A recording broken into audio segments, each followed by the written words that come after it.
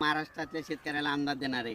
राज्यातल्या शेतकऱ्याला सांगू इच्छितो की आज आहे 13 मार्च, आज होळी आहे, पण राज्यामध्ये 15 म्हणजे शनिवारपासून राज्यात ढगाळ वातावरण राहणार आहे, सगळीकडे आभाळ राहणार आहे। ह्या टायमाला देखील मध्ये सूर्य दिसणार नाही अशी परिस्थितीमध्ये शनिवारपासून राहणार आहे, म्हणून हा अंदाज लक्षात द्यायचा। म्हणजे 3 दिवस राज्यात ढगाळ वातावरण राहणार आहे, म्हणजे 16, 17, 18च्या दरम्यान राहणार हे अंदाज लक्षात द्यायचा। राज्यात मात्र अवकाळीची सध्या काही पावसाची शक्यता नाही। राज्यात फक्त मार्चच्या शेवटच्या आठवड्यात म्हणजे 20 मार्च नंतर राज्यात मात्र अवकाळीचं सावट राहणार आहे। त्याच्यामुळे ज्यांचा कांदा काढायला असेल कांदा काढून घ्या, ज्यांचा गहू काढायला असेल 20 मार्चच्या अगोदर काढून घ्या। त्याच्यानंतर कोणतेही पीक असेल तर ते काढून घ्या, कारण की हरभरा काढणी चालू असेल त्यांनी काढून घ्या, कुटारा असेल तर ते झाकून ठेवा, कारण की 20 मार्च नंतर राज्यात वातावरण खराब होणार आहे।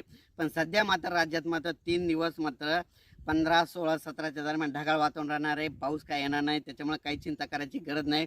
फक्त असं वाटेल की आभाळ खूप आले ना आता पाऊस पडतो का काय, मग फक्त राज्यात पाऊस पडेल तर तुम्हाला सांगतो नागपूर, भंडारा, गोंदिया तिकडे म्हणजे आणि त्याच्यानंतर तेलंगणा तिकडे पाऊस पडणार आहे, आपल्याकडे पडणार नाही, म्हणून काही चिंता करायची गरज नाही।